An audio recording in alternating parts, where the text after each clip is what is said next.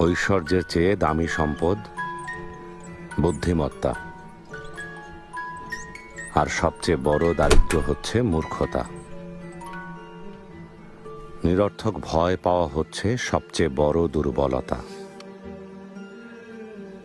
আর সবচেয়ে অধিক মূল্যবান বিষয় হৃদয়বান হওয়া। শোনো,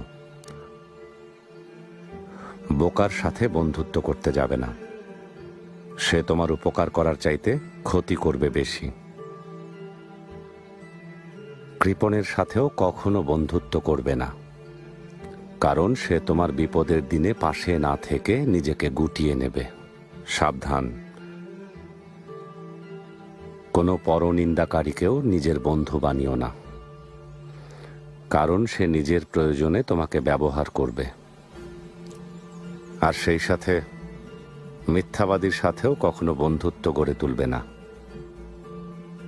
কারণ সে মরীচিকার মতো দূরের স্বপ্নে বিভোর করে কাছের জিনিসগুলোকে দূরে সরিয়ে দেবে।